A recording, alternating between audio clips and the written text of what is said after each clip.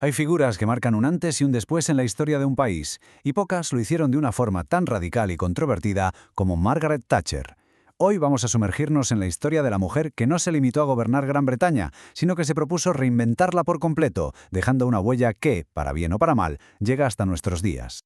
Para entenderlo todo, tenemos que viajar a una fecha muy concreta, el 3 de mayo de 1979, un día que se convirtió en un auténtico punto de inflexión, no solo para el destino de Gran Bretaña, sino el día en que la hija de un tendero de pueblo se convirtió de repente en la mujer más poderosa de Europa. Y es que ahí está una de las claves, ¿no? Margaret Hilda Roberts se crió literalmente encima de la tienda de ultramarinos de su familia, y fue en esa austeridad donde se forjó esa voluntad de hierro que la definiría para siempre.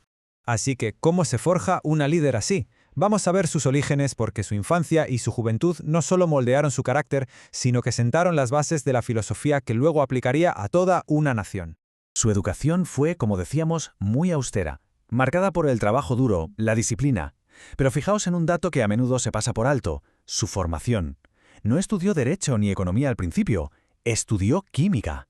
Y esa mentalidad científica, muy pragmática, de buscar resultados tangibles, fue una constante en toda su carrera política. Y claro, fue en Oxford donde se encendió la chispa política. Allí se unió al Partido Conservador, porque sus ideas sobre el mérito, sobre el esfuerzo individual, pues encajaban como un guante con todo lo que había aprendido en la tienda de su padre. Su matrimonio con Dennis Thatcher, un empresario con una buena posición, fue también fundamental, porque le dio el apoyo económico para reciclarse, estudiar Derecho y lanzarse de lleno a la arena política. Y así llegamos a su ascenso. Pero ojo, es imposible entender a Thatcher sin entender cómo estaba Gran Bretaña en los años 70. Hablamos de un país que se sentía en pleno declive, con una economía por los suelos, huelgas constantes. Era literalmente conocido como el enfermo de Europa.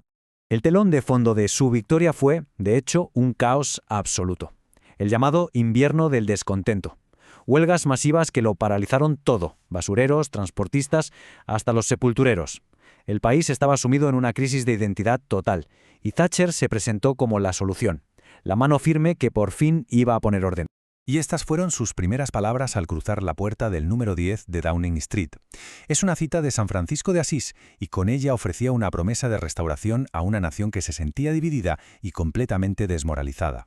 Y de aquí viene ese apodo tan famoso, la Dama de Hierro. Lo curioso es que no se lo puso ella, ni sus seguidores. Fue la prensa soviética, como una crítica a su postura tan firme contra el comunismo. Pero a ella, lejos de molestarle, le encantó. Lo adoptó como si fuera suyo, porque describía a la perfección su carácter inflexible.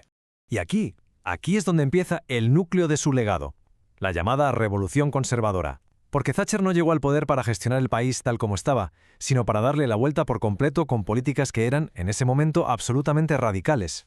Su gran idea, su bandera, fue el capitalismo popular. ¿Y qué significaba esto? Pues, en esencia, transformar Gran Bretaña, pasar de una sociedad que dependía mucho del Estado a una nación de individuos propietarios, dueños de su destino.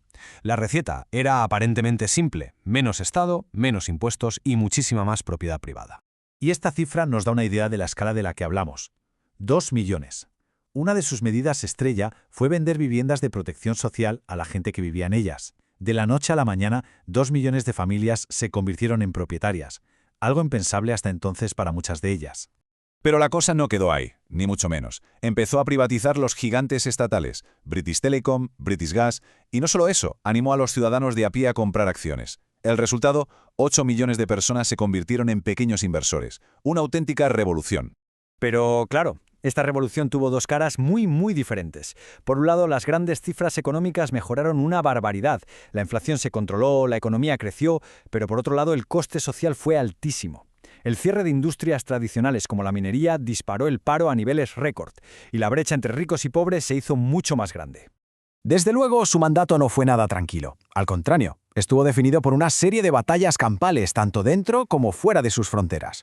Es que Thatcher no era de las que evitaban el conflicto. De hecho, casi se podría decir que se crecía en él. Y esta cronología da una idea de la intensidad de aquellos años. Primero, la victoria en la Guerra de las Malvinas en el 82, que la convirtió en una heroína nacional. Después, sobrevivió a un brutal atentado del IRA. Y luego la batalla más dura de todas, un pulso de un año entero contra los sindicatos mineros a los que acabó derrotando. Lo irónico es que su caída no vino de la oposición, sino de su propio partido por sus crecientes choques sobre el proyecto europeo. Y con estas palabras, visiblemente emocionada, anunció su dimisión en 1990. Fue un final totalmente abrupto para 11 años en el poder, el mandato ininterrumpido más largo de un primer ministro británico en más de 150 años. Y con esto llegamos a la gran pregunta.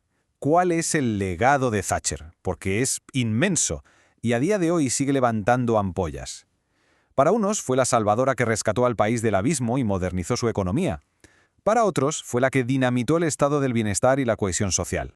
Y es que, si nos vamos a los números fríos, el impacto es innegable. Las cifras macroeconómicas hablan por sí solas. Durante su gobierno, el Producto Interior Bruto creció un 35%, la inflación se desplomó desde un 20% a cerca del 5%, y el Reino Unido pasó de ser el penúltimo de la clase en la OCDE a ser el segundo. Y esta cita creo que lo clava, lo resume todo a la perfección. Thatcher era una figura de convicciones absolutas, o blanco o negro. Y ese estilo tan inflexible fue, a la vez, su mayor fortaleza para sacar adelante reformas imposibles y la causa principal de las profundas divisiones que sembró en la sociedad británica. Así que nos quedemos con esta pregunta, que sigue abierta décadas después. ¿Fue la revolución de Margaret Thatcher la medicina amarga que una Gran Bretaña enferma necesitaba para sobrevivir? ¿O sus políticas crearon unas fracturas sociales tan profundas que el país nunca se ha recuperado del todo? La respuesta seguramente todavía se está escribiendo.